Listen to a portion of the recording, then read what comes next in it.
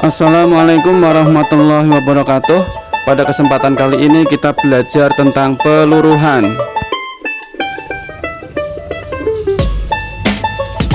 Berikut adalah tujuan pembelajaran yang harus dikuasai oleh siswa.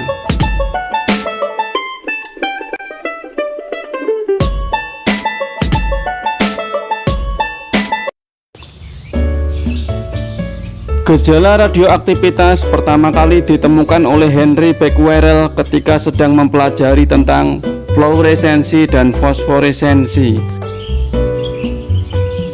Dalam penelitiannya tersebut, dia menemukan ada suatu unsur yang dapat memancarkan radiasi dari dalam diri benda itu sendiri, walaupun benda itu telah lama disimpan dalam lemari.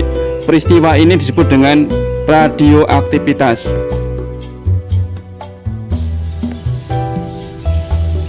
Di alam ini terdapat dua macam unsur, yaitu unsur yang stabil dan unsur yang tidak stabil. Unsur yang stabil berada di dalam kurva kestabilan inti. Untuk inti-inti yang ringan, maka jumlah proton sama dengan jumlah neutronnya. Sebagai contoh, unsur helium 42, karbon 12,6, dan oksigen 16,8 itu masing-masing memiliki Z dan N yang sama. Untuk unsur-unsur yang lebih berat dengan Z yang lebih besar dari 20, maka jumlah neutron harus lebih banyak dari jumlah protonnya.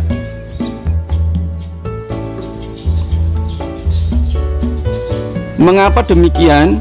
Hal ini terjadi karena gaya tolak elektrostatik antar proton yang semakin kuat perlu diimbangi dengan jumlah neutron yang jauh lebih banyak. Ketika gaya tolak elektrostatik masih dapat diimbangi dengan penambahan jumlah neutron, maka inti masih dalam kondisi stabil. Penambahan jumlah neutron untuk mengimbangi gaya tolak elektrostatik tidak dapat dilakukan terus-menerus. Inti stabil dengan Z terbesar adalah bismut Bi20983. Jadi semua inti yang memiliki Z lebih besar dari 83, maka itu adalah merupakan inti tak stabil yang bersifat radioaktif.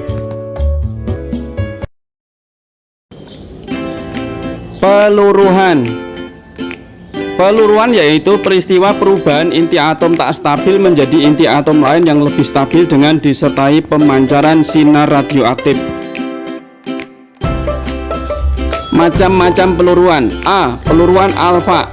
Inti atom X, A, Z yang bersifat tak stabil akan berubah menjadi inti atom lain Y, A-4, Z-2 ditambah dengan alfa 42. Dalam peristiwa peluruhan, A dan Z bersifat kekal. Kemudian B. Peluruhan beta. Beta adalah merupakan elektron dengan muatan -1. Kemudian yang C. Peluruhan positron, yaitu positif elektron, beta 0, positif 1. Kemudian D. Peluruhan gamma. Dalam peluruhan ini tidak terjadi perubahan inti, tetapi inti asal adalah merupakan inti atom yang elektronnya dalam kondisi tereksitasi, berada pada kulit yang lebih luar. Kemudian ketika elektron itu pindah menuju ke kulit yang normalnya, maka dia akan memancarkan sinar gamma.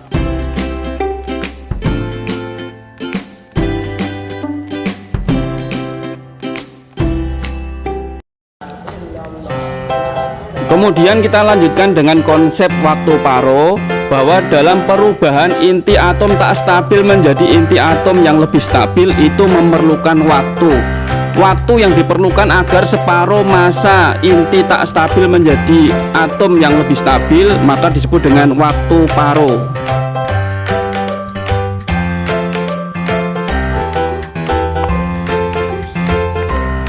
Berikut adalah ilustrasi benda yang meluruh dengan waktu paro 10 hari.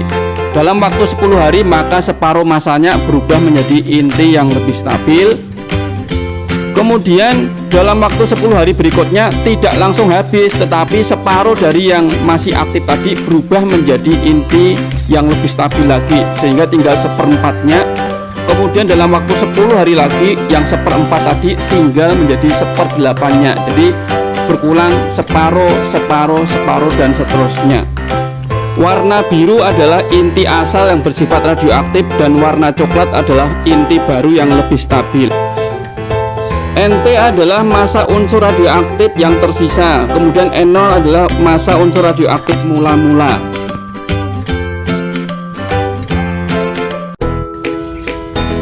Berikut adalah contoh grafik peluruhan yang massa unsur mula-mula adalah 100 gram, kemudian waktu paronya 3 hari.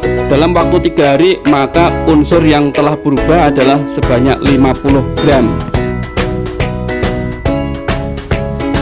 Persamaan peluruhan. NT sama dengan setengah pangkat T per T setengah dikalikan dengan N0, yang mana NT adalah massa unsur radioaktif yang tersisa, kemudian N0 adalah massa unsur radioaktif mula-mula, dan T adalah waktu peluruhan, serta T setengah adalah waktu paro.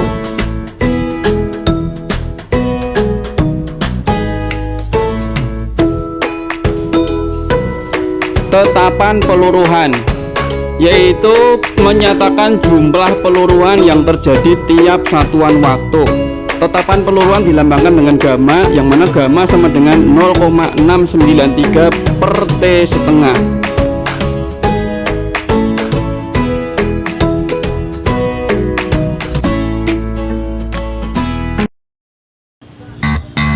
Contoh soal 1. Suatu unsur radioaktif mula-mula masanya 800 gram. Jika waktu paro unsur itu adalah 15 hari, tentukan A. Massa unsur radioaktif yang tersisa setelah 1 bulan, B. Massa unsur yang terbentuk setelah 60 hari. Diketahui waktu peluruhan T yaitu 1 bulan atau lamanya sama dengan 30 hari. Kemudian waktu paro T setengah sama dengan 15 hari. Massa unsur yang tersisa setelah 1 bulan adalah NT sama dengan setengah pangkat T per T setengah kali N0. NT sama dengan setengah pangkat 30 bagi 15, yaitu setengah pangkat 2 kali 800, yaitu 200 gram.